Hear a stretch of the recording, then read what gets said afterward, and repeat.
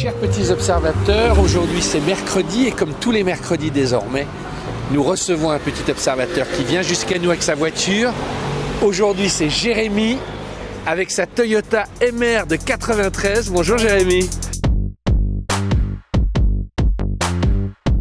Vous allez bien? Ça va et vous? Elle est belle comme une Ferrari. Bah merci. Vous avez dû l'entendre des milliers de fois. Ah oui, des milliers de fois. À chaque fois que je la sors même. Et elle est méconnue cette voiture. Elle est effectivement méconnue car au final très peu distribuée en France. Donc la distribution a commencé en 89 et en fait il y a eu 441 Rev 1 et 87 Rev 2 en France. Rev 2 c'est le millésime 2. Millésime 2, c'est ça, absolument. Vous partez très fort, on a le temps. La petite observation extérieure qui vous fait craquer à chaque fois que vous voyez votre voiture, le petit détail que vous avez envie de présenter. Alors ce qui est drôle c'est que c'est quelque chose que j'avais pas vu tout de suite en achetant la voiture et que j'ai vu quelques jours après. C'est quoi? C'est la forme qu'il y a dans la portière ici. Vous voyez, la portière est profilée pour laisser l'air entrer dans le moteur. Et je trouve ça absolument, d'un point de vue design, vraiment très joli. Moteur arrière, mais on va avoir le temps de centrale arrière. Oui, centrale arrière qui est là, d'où la prise d'air. Latérale. C'est comme une Testarossa. Hein. C'est ça, exactement. On est entre la Testarossa et la F355 d'un point de vue style. Même NSX. La NSX est sortie en 91, donc quelques années après la première MR. Qui est de 89, donc la première, celle-ci est de 93. Ah, la luminosité, oui. Quel bonheur! Effectivement, alors ça c'est quelque chose qui change la vie, hein, d'avoir un toit en verre comme ça. C'est assez avant-gardiste d'ailleurs. Vous avez quel âge, Jérémy? J'ai 31 ans. 31 ans. Comment, à 31 ans, on a envie d'avoir une Toyota MR qui est une voiture méconnue en fait? Qui est une voiture assez méconnue, qui est vraiment une voiture d'initié, même dans le milieu des japonaises au final. Ouais. Eh ben, écoutez Renaud, c'est arrivé assez par hasard en fait. Moi j'ai toujours été un mordu de voitures japonaises. J'adore quand on dit ça, mordu de voiture japonaise. C'est-à-dire, j'ai toujours aimé les voitures japonaises parce que dans ma famille il y en a eu en fait. Il y a eu des Honda Legend, il y a eu une NSX, il y a eu une ES 2000. Et moi-même quand j'étais gamin, j'ai baigné dans cette culture Gran Turismo où on découvrait un peu toutes les supercars japonais. Moi je connaissais la MR mais de réputation si je puis dire, simplement de réputation. Pour moi c'est une voiture qui était tout à fait inaccessible et au final... Pourquoi inaccessible? Parce que quand on la voit comme ça dans la rue, on imagine que effectivement ça coûte le prix d'une NSX. Ouais. Or c'est pas vrai, même si la côte est grimpante, c'est pas vrai du tout. À l'époque je l'avais payé 3000 €, mais c'était déjà une très belle affaire. Non mais c'est rien, 3000 €, on a l'impression d'être dans une voiture à 100 000. C'est absolument rien. Absolument. La cote a explosé. La cote a explosé depuis. Aujourd'hui des Rev 1 en bon état d'origine, avec 150 à 200 000 km, ça coûte au moins 8 000 €. Et ce qui est drôle, c'est que même dans les pays où cette voiture a été plus distribuée qu'en France, je pense aux États-Unis notamment, et ben la cote est montante aussi. On en trouvait avant aux alentours de 10 000 $ et maintenant j'en vois à 25 000 $ des MR. Donc c'est vraiment une voiture qui commence à gagner ses lettres d'or. Si je puis dire. Quand Toyota décide de la faire, ils font pas les choses à moitié, ils veulent faire une vraie sportive, donc propulsion, moteur arrière, je te laisse développer. Tout à fait. Alors en fait le concept MR, si je dis pas de bêtises, est né au début des années 80 avec la MK1 au final, qui a repris les lignes qui reprenait les lignes Lotus à l'époque. Donc l'idée c'était de faire une voiture légère, abordable, mais qui présentait l'architecture et les performances de voitures qui coûtaient beaucoup plus cher à l'époque. Donc c'était ça vraiment le concept de la MR. Et c'est quelque chose qu'ils ont réaffirmé avec cette Rev 2 en s'inspirant très largement des F348 et F355. Et oui, donc, c'est énorme, parce que tu parles entre initiés. Oui. Ils ont pompé l'architecture des Ferrari. Absolument. On va faire la petite Ferrari. Et c'est comme ça qu'elle avait d'ailleurs été baptisée par la presse anglaise. Ouais. Et c'était pas juste pour dire elle ressemble à une Ferrari. C'était pour dire qu'en fait elle en reprenait les codes. Les feux escamotables, très profilés, voiture très basse, le moteur en position arrière, strict de place, etc., etc. Donc il y avait une vraie volonté au final d'avoir une voiture avec des lignes très exotiques, des lignes italiennes, mais à des prix japonais et avec la fiabilité surtout des moteurs japonais. Mais on a quoi comme moteur justement? Alors on a un moteur 2 litres GTI, voilà, qui développe un peu plus de 160 chevaux. GTI, c'est-à-dire ça s'appelait vraiment GTI? Oui, elle s'appelait GTI, ouais. GTI 16 valves, ouais, tout à fait. D'accord. Voilà. Donc, et qui faisait combien de chevaux? 160 chevaux. D'accord, pour un poids très... Pour un poids d'une tonne 240 de mémoire. Donc un poids relativement contenu, donc en propulsion et un moteur plutôt vigoureux qui marche dans les tours. Donc un vrai moteur japonais où il y a une variation. Quand on arrive à 5100 tours minute, on a un coup de pied aux fesses et en fait le moteur s'ouvre un peu comme le système VTEC Honda.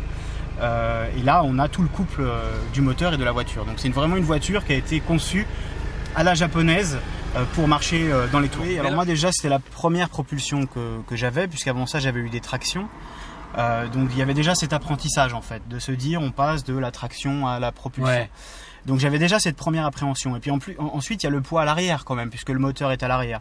Mais finalement cette voiture est très bien conçue, puisque la répartition des masses est quasiment parfaite. Et ce qui est intéressant, c'est que c'est une voiture qui ne décroche mais quasiment pas. C'est très difficile de la mettre à défaut. Avec par contre pour conséquence que quand elle décroche et elle est irrattrapable. On est très vite quoi. Voilà c'est ça. On est déjà très vite. Mais bon, sinon c'est une voiture qui est très équilibrée, très facile à conduire. Et je pense que c'est aussi les raisons de son succès, c'est qu'elle procure de véritables sensations pour un pilote novice si je puis dire. Mais en la poussant dans ses retranchements, elle peut vraiment aller titiller des voitures beaucoup plus puissantes parce qu'elle a un châssis justement très agile. Ah là là. Mais là on a une grille de... Là c'est la grille sur la 348. Oui. Je crois que c'était comme ça. C'était ajouré. Oui, c'était ajouré. La grille était bien plus longue, bien sûr, parce que c'est seulement à la première Modena qu'on voit les vitrages apparaître, mais avant c'est ajouré. Avant c'est juste ajouré, exactement comme ça. Et donc avec cet élément de carrosserie qui est très beau aussi d'ailleurs, et vraiment emprunté à Ferrari dans le style. Là, c'est vraiment. Mais la presse justement disait c'est pas une Ferrari quoi. C'est-à-dire qu'ils avaient tellement joué leur truc qu'ils étaient un peu durs au niveau de l'image. Ouais, tout à fait. C'est ce qui la rend sexy, mais c'est aussi ce qui lui porte préjudice, si je puis dire. C'est de paraître, mais de ne pas être. Voilà. Et c'est vrai que. Alors qu'elle est en fait. Tu es là pour le dire. Elle n'est pas, mais il y a quelque chose de culturellement qui a été clairement emprunté à Ferrari dans la ligne. Et puis dans ce que distille cette voiture, puisque moi j'ai eu la chance en fait après de conduire une F355 et je n'ai pas honte de dire que c'est la Toyota MR2 qui m'a donné le goût des Ferrari en fait, mais je l'ai su après parce que j'ai eu la chance de conduire des Ferrari après et de me rendre compte que dans la philosophie, il y avait quelque chose dans cette EMR qui avait été emprunté à Ferrari. Comment tu décrirais cette philosophie justement du moteur arrière central? Qu'est-ce que ça? On est plus bas, on sent mieux le centre de gravité? Oui, bien sûr, c'est une voiture très basse. Après, le moteur à l'arrière, c'est plutôt le son en fait. Tout le son provient de l'arrière. Et puis le coup de pied aux fesses de la propulsion, c'est quelque chose d'assez unique et qui est finalement normalement réservé à des voitures assez élitistes en fait. Ouais. Elle a une maladie un petit peu, c'est qu'elle a un joint au-dessus du couvre-culasse qui a tendance à suinter, donc j'ai juste changé ça. C'est le joint de culasse ça, non? C'est pas le joint de culasse. Ah bon, c'est encore autre chose. C'est le joint de couvre-culasse qui a tendance à suinter, mais c'est la seule chose que j'ai faite vraiment. Elle avait déjà eu sa courroie de distribution. Il faut savoir que c'est une courroie qui peut casser sans casser le moteur. Interférentielle ça s'appelle, donc vous pouvez l'user jusqu'à ce qu'elle casse, ça ne bloquera pas le moteur, donc il n'y a rien à faire en fait à part qu'elle casse, le moteur s'arrête mais il casse pas. Le moteur s'arrête mais il ne casse pas. Voilà, d'accord. Exactement. Donc j'ai absolument rien fait, hein. Sinon tout est absolument d'origine sur le moteur. Et alors en Europe, en France ils avaient gardé le 2 parce que si tu dis vite MR2 ça fait merde. Ils n'ont pas gardé le 2. En France c'était MR. En France c'était MR. D'accord. Oui. C'est une Targa donc. Alors oui, c'est un. Et ça s'enlève et on les met où sinon? Top même. Donc alors c'est très simple, le mécanisme, voilà. On a un chronomètre, Renaud? Non mais là regarde. Voilà. Et donc c'est une belle, une belle mais moi j'aime. Hein. Ah ouais, c'est une belle pièce. Voilà, et on le met derrière. Merci Glacex, Ajax. Exactement. Et on met ça derrière le siège. Hop. Non mais c'est canon. Et donc vous pouvez faire la même chose de l'autre côté. Et regarde, on a même un petit, tu vois, un petit déflecteur, un saut de vent. Elle était livrée avec les ciels de toit que je n'ai jamais utilisé et que vous pouvez fixer. Ah ouais, le cache. Voilà, c'est ça. Si jamais il y a trop de soleil ou vous voulez pas. C'est top d'avoir le Targa, mais en plus d'avoir le côté Targa, si tu mets le truc, t'as quand même comme un toit ouvrant en quelque sorte. Alors, quelle est la différence, là on est pour les femmes, entre la Rev 1 et la Rev 2? Alors, la différence majeure entre la Rev 1 et la Rev 2, elle se situe au niveau châssis. Donc, il faut savoir que la Rev 2 est un peu plus basse. Ouais. Voilà. La Rev 1 avait des jantes de 14 pouces à l'origine. Elles sont en 15 pouces sur la Rev 2. Ça, c'est des jantes que j'ai mis moi qui sont rajoutées. Ouais, d'accord. Voilà, sont beaucoup plus grandes. Et puis, tout le freinage a été amélioré. Donc, le châssis a été rigidifié.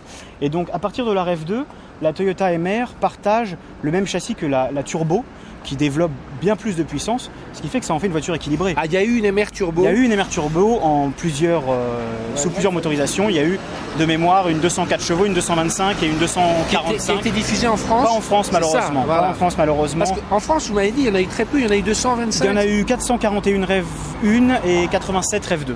Exactement. Et ça c'est une Suisse similaire. Et alors la qualité japonaise, enfin moi, là où j'en reviens pas, c'est la qualité des tissus. Oui. Là, vous avez fait un nettoyage non. moquette Ah, non, rien du tout. Aspirer, c'est tout. Rien du tout. C'est qu'on retrouve toujours, par exemple, ces touches là qui sont, tout à fait. qui sont très Toyota. Tout à fait. Tous ces compteurs, il n'y a pas des sbroufs.